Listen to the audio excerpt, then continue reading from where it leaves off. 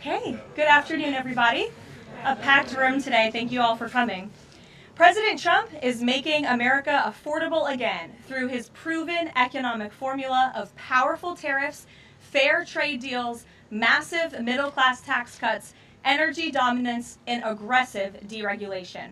The overwhelmingly positive economic data released this week underscores the significant progress the president has already delivered.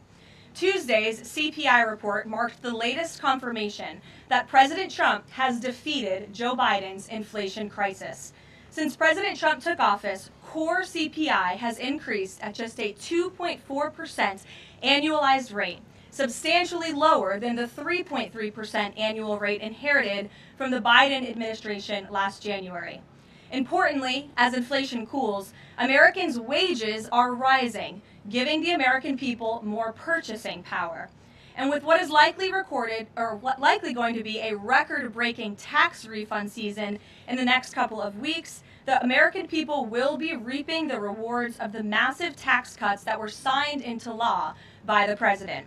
Thanks to President Trump's signing of no tax on tips, overtime, Social Security, boosting the child tax credit, and locking in the 2017 Trump tax cuts, independent estimates project the average American tax filer could expect up to an extra $1,000 bump to their tax refund next year.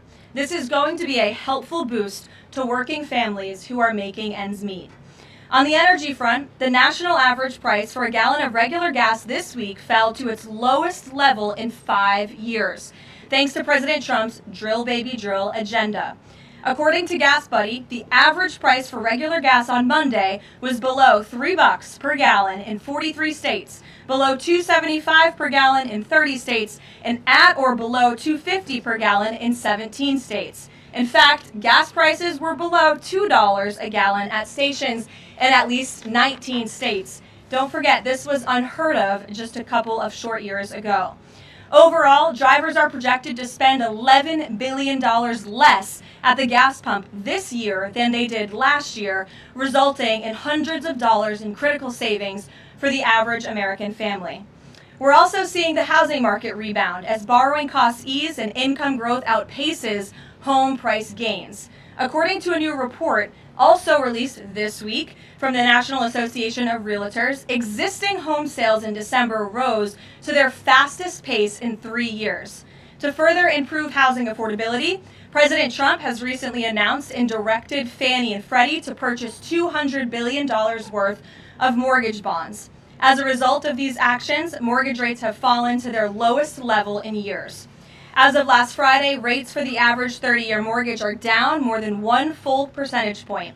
Because of these significant declines, monthly housing payments are now at their lowest level in 2 years, and we expect this decrease to continue.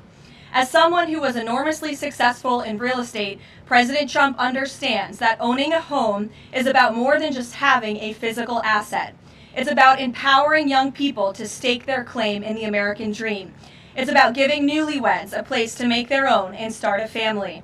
It's about promoting the spirit of hard work, determination, and yes, the rugged individualism that has made America the greatest country in the history of the world.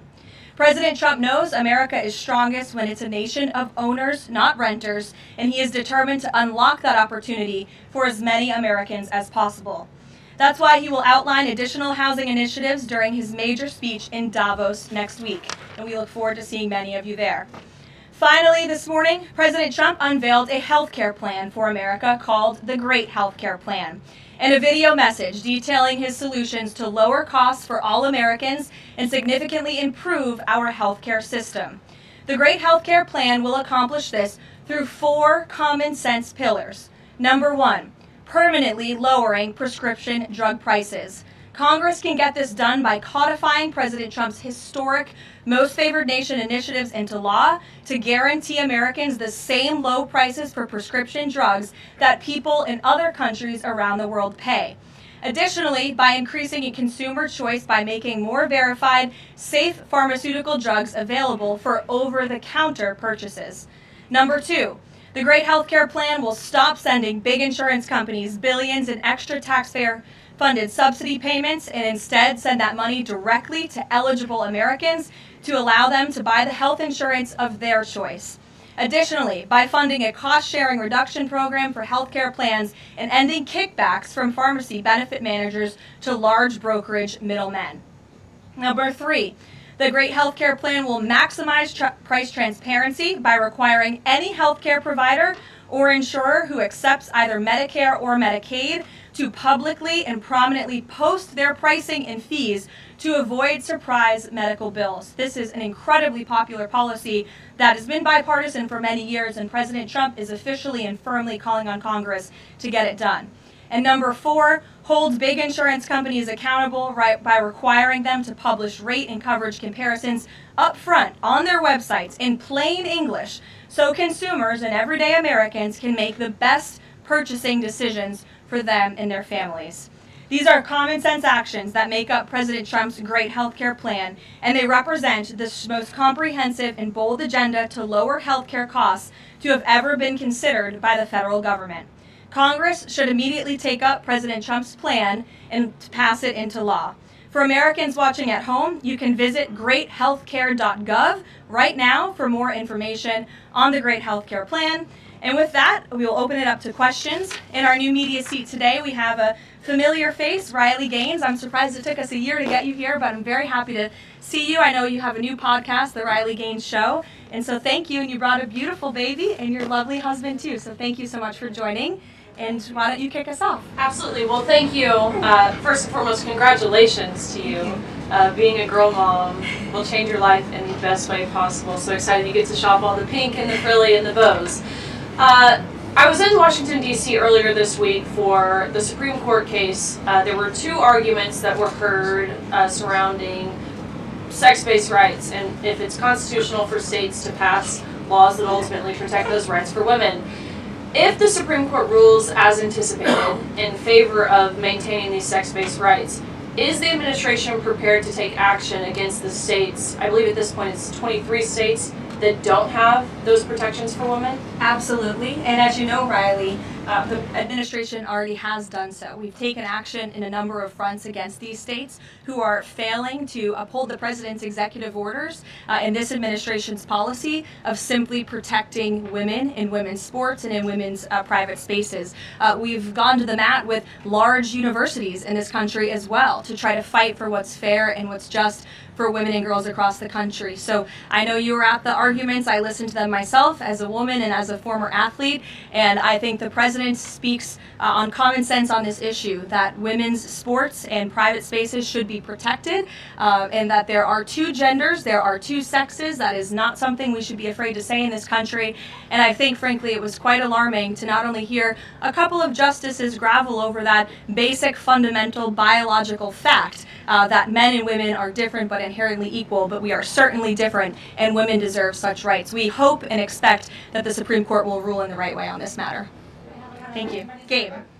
Caroline, thank you very much. A lot to talk about. Sure. Isn't there always a lot to talk about? What can you share about the president's meeting with Maria Corina Machado? Is it underway? What can you share about that? And then also, the president said yesterday that Delcy Rodriguez was, quote, a terrific person. Does the president trust the remaining members of the Maduro regime? I will say, to your first question, the meeting was about to begin as I was stepping out of the Oval Office moments ago, so my understanding is that it's underway right now. I know the president was looking forward to this meeting, and he's was expecting it to be a good and positive discussion with Ms. Machado, who is really a remarkable and brave voice for many of the people of Venezuela. So the president looks forward to obviously talking to her about the realities on the ground in the country and what is taking place. As for Ms. Rodriguez, the president did speak with her directly this week. As you know, he revealed that to all of you yesterday. And Secretary Rubio and the administration have been in constant communication with Ms. Rodriguez and other members of the interim government in Venezuela. They have been extremely cooperative. They have thus far met all of the demands and requests of the United States and of the president. And I think you have all seen that play out. We obviously had a $500 million energy deal that was struck in large part because of the cooperation from Ms. Rodriguez. Venezuela Venezuela and Ms. Rodriguez have also confirmed that they will be releasing political prisoners from Venezuela. There were 5 Americans who were recently released this week as well. So the president likes what he's seeing and will expect that cooperation to continue. And regarding the investigation into the leak that the president referenced yesterday, what is the administration's position on the Washington Post reporter? The Post has reported that she was told that she's not a target of the investigation. Does the administration believe she did anything wrong? And then also, what is the administration's position on the Pentagon Papers case from the 1970s that affirmed reporters' right to publish classified information under certain circumstances? Well, since this is an active investigation, I don't want to comment on it much more than what we did yesterday to obviously confirm the investigation, and I can confirm what the Attorney General stated and the President as well, which is that the individual, unfortunately a contractor at the Pentagon, chose to unlawfully leak classified and very serious information to this Washington Post reporter. Hence why the reporter's home was looked into by the FBI, rightfully so. And the administration is not going to tolerate leaks, especially from within the national security apparatus of the United States government, that put our nation's integrity and our national security at risk. Full stop. The president will not support that. I know the Secretary of War will not support that, and it will not stand. And legal action will be taken against anyone, whether it's a member of the press or whether it's an employee for a federal agency who breaks the law. If you break the law and if you endanger our men and women in uniform, you are going to be held accountable, period, full stop. But Jackie. Does this administration believe that this reporter, or any reporter, has a right to publish classified information under certain circumstances? Look, I think that we do not believe that individuals who have been given the privilege of holding a top secret clearance should be illegally leaking that classified information, and I know the American people agree with that. And I think it's a basic tenet of journalistic integrity not to publish information that could directly endanger the operational security or the brave men and women who are serving this country in uniform and putting themselves in harm's way to protect not just the people of this administration, but all of you in the press and all of their fellow Americans as well. Jackie. Thank you, Karoline. I wanted to get the White House reaction to Iranian state TV broadcasting an implicit threat to the president's life. It was images of the assassination attempt in Butler, Pennsylvania, according to reports, with the message, "This time it will not go wrong." I have not seen that, to be honest with you, Jackie. We'll take a look, and I'll let the president and his national security team examine that footage to ensure its legitimacy. Again, I haven't seen it, so I can't comment on it. What I will say with respect to Iran is that the president and his team have communicated to the Iranian regime that if the killing continues, there will be grave consequences. And the president received a message, as he revealed to all of you and the whole world yesterday, that the killing and the executions will stop.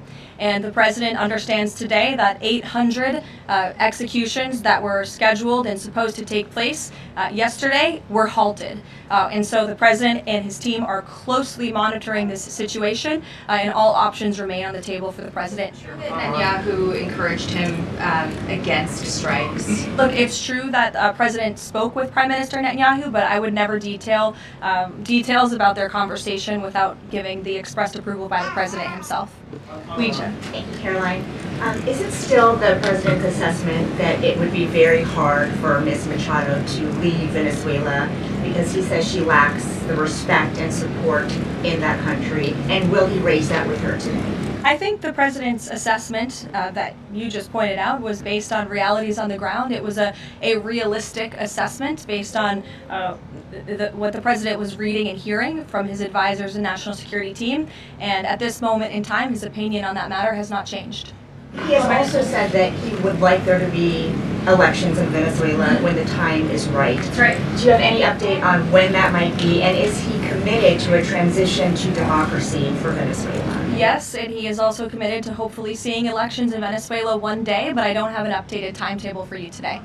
Reagan in the back. Thanks, Caroline. I have a question for you on Minnesota and then also Venezuela. Sure. President Trump threatened invoking the Insurrection Act today in Truth Social Post. I'm wondering what his tipping point is. Like, what would it take for him to invoke the Insurrection Act?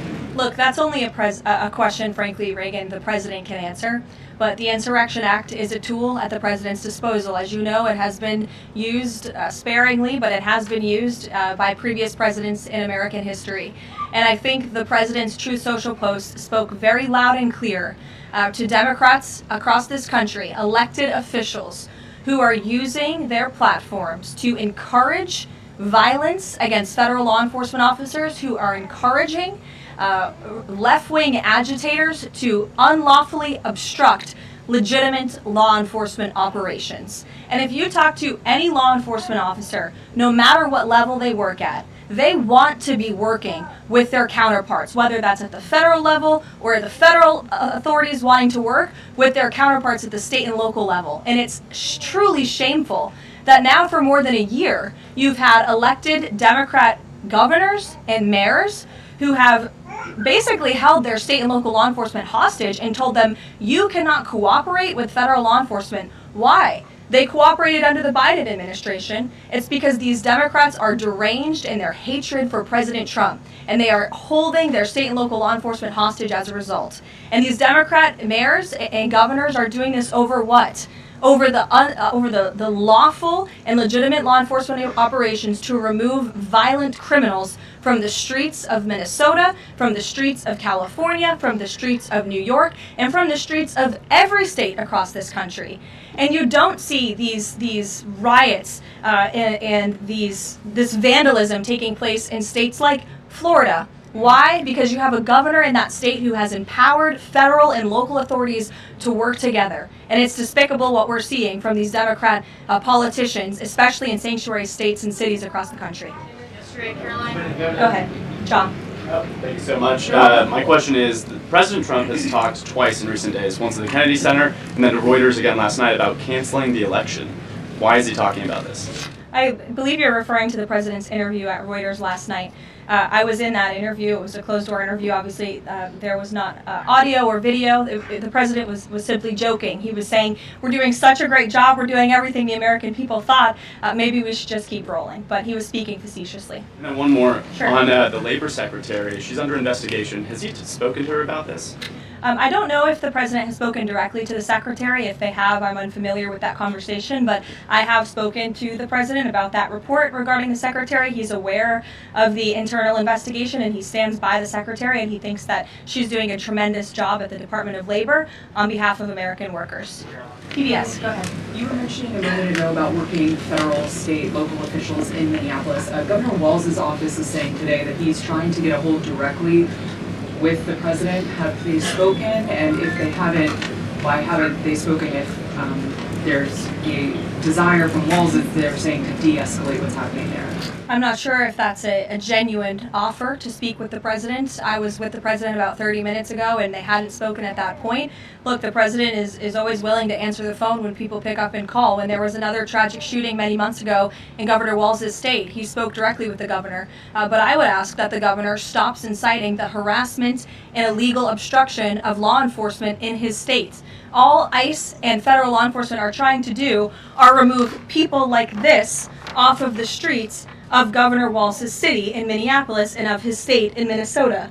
If you look at some of the individuals in this photo, these are all illegal alien criminals who came into our country under the previous administration. This is some of the most disturbing crimes you will ever read about, and there's only a few reporters in this room who will actually talk about these individuals. This is all ICE is trying to do. They are trying to remove people like this from Governor Walz's state. And so yes, he should pick up the phone, and he should say that he will cooperate with this president and with the federal government in making Minnesota safer, because that's all President Trump and his administration want to do.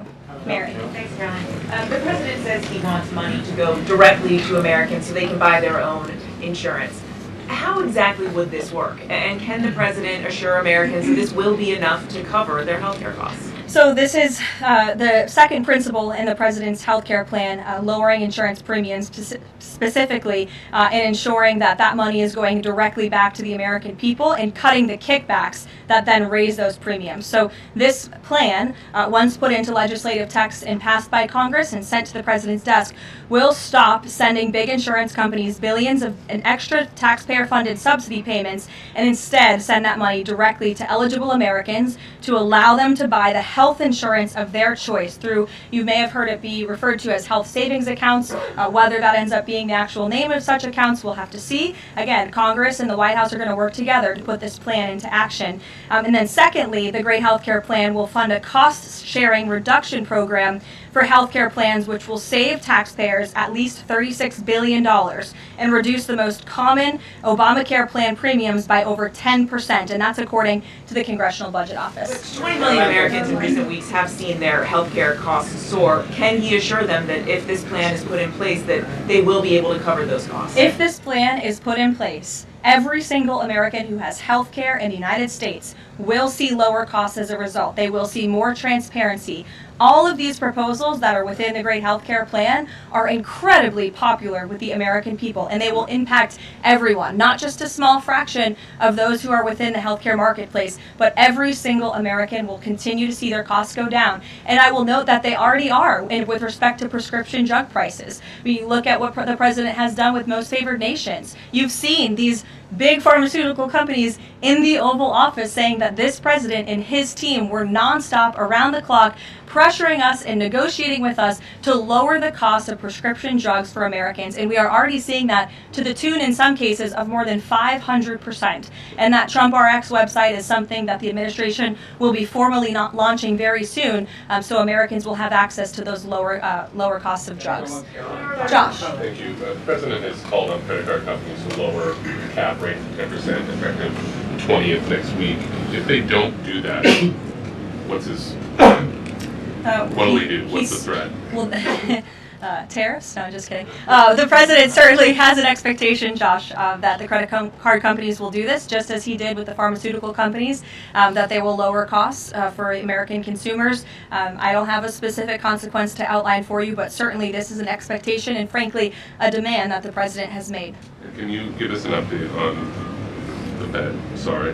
There was some reporting from, I think, Fox Business that Rick Reeder had an interview this week scheduled. The president's indicated he's already made a selection, or at least he's settling on someone. Where is he in that process, and when can we expect an announcement? Is he still doing interviews? Look, the president is in the same place as you all have been asking about this for many, many weeks.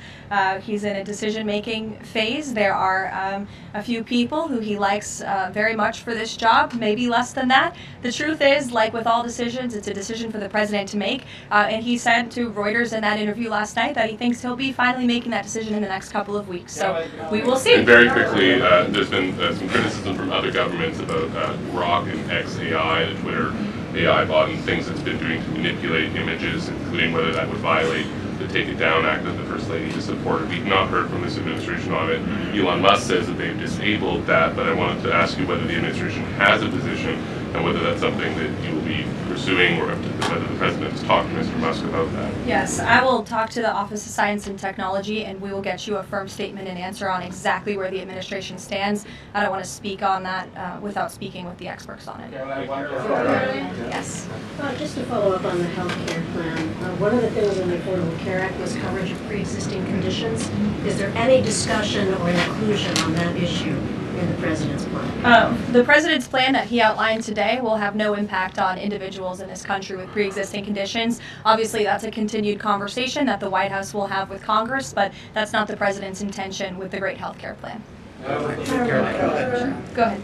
Thanks, Caroline. Two questions on Minneapolis. And then you, go ahead. Thanks. Two questions on Minneapolis, one on the ICE agent and the other on the rioting. I believe last night there were protesters or rioters that rifled through an FBI car, took weapons.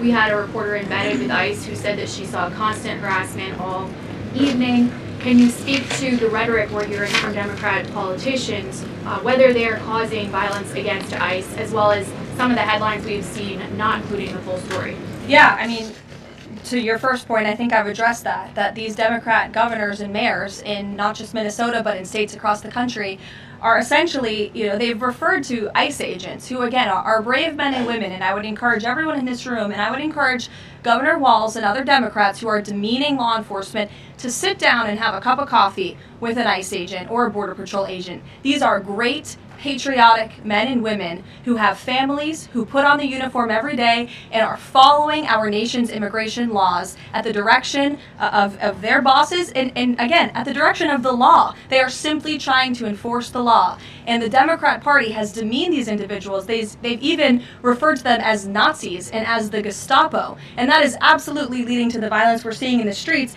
If you look at some of the images out of Minneapolis last night, look at this vehicle. Look at what it says. It says F ICE. You have these individuals who are putting their middle finger, proudly so, at the camera. Another ICE individual, a vehicle that was vandalized last night by these left-wing agitators. People don't do this without encouragement from people in power who make them feel like it's okay.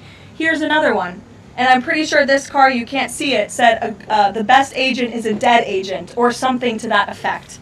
This is despicable rhetoric that we're seeing, and the media is absolutely complicit in this violence, because if you look at the headline from CNN, protests erupt after federal agent shoots man in Minneapolis, that is not the story, that is not the truth. If you actually want to know the truth, you can look at what the Department of Homeland Security released, which is that this ICE agent was executing a targeted operation against a Venezuelan illegal alien who was unlawfully present in the country.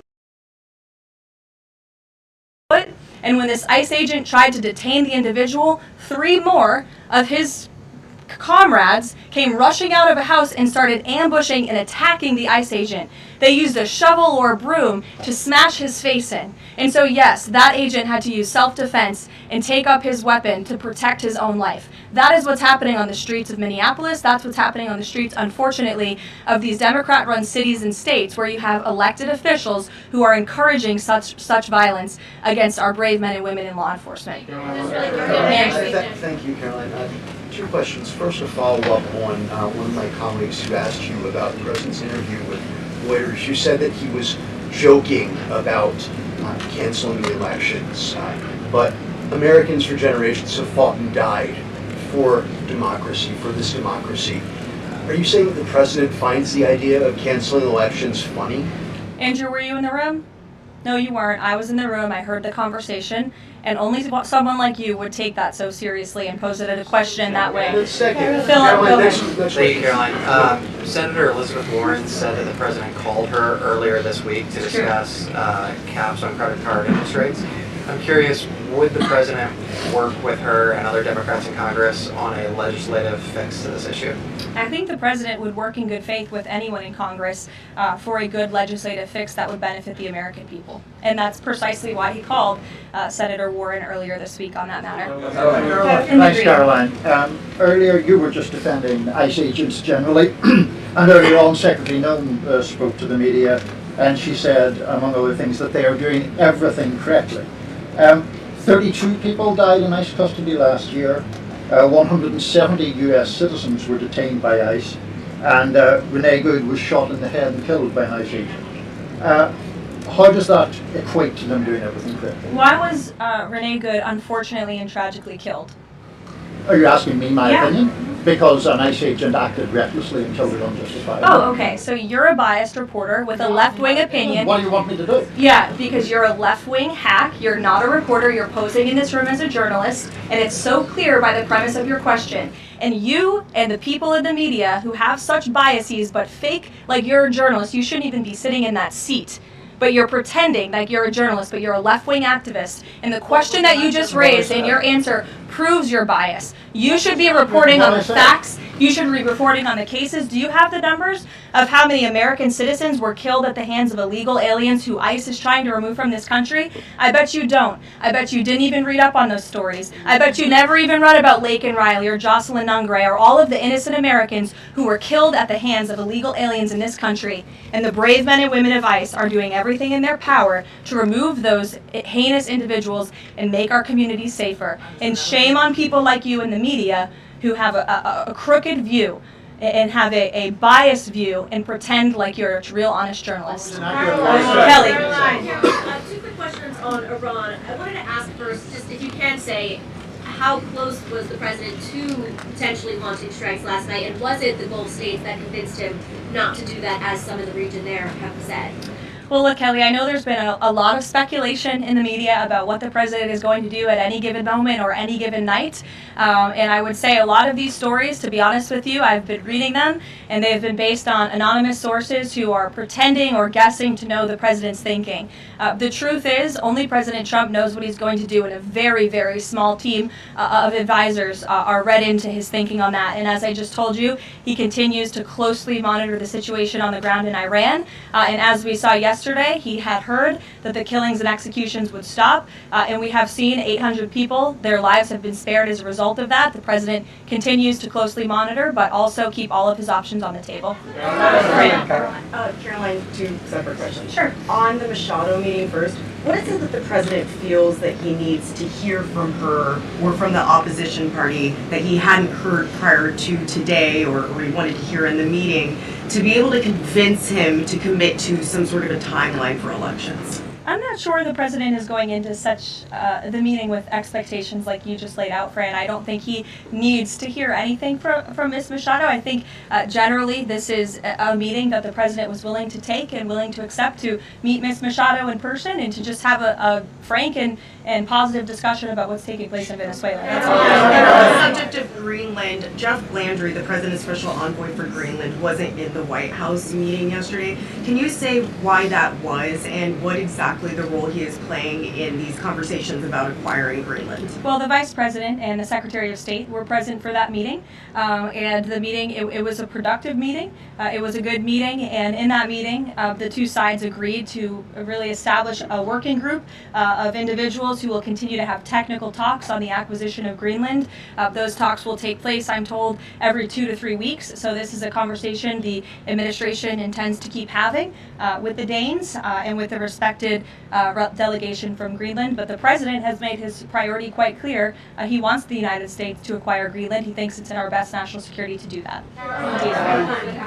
There have been multiple instances of American citizens being detained by ICE, and I'm wondering what the administration is asking the agency to do, or what steps is the administration asking the agency to take to ensure that Americans are not wrongly arrested? Obviously, ICE is focused on detaining individuals who are unlawfully present in the country. And there have been hundreds of thousands of illegal aliens who have been arrested and detained and deported from this country by ICE over the course of the last year. And that's their intention, and that is their goal. Elizabeth. Thank you, Caroline. One follow-up on Greenland. Europe reportedly sent troops over there. Does that change at all what the president is doing on this? And then a second question. Yesterday, in a Senate help hearing, Senator Josh Hawley repeatedly asked a doctor if men can get pregnant, and she did not directly answer that. What are your thoughts on that? Well, to your first question on Greenland, I don't think troops in Europe impact the president's decision-making process, nor does it impact his goal of the acquisition of Greenland at all. To your second question, I mean, anyone in their right mind with common sense who's speaking honestly and candidly will say that men cannot get pregnant. And I think I can attest to that myself. So thank you all very much.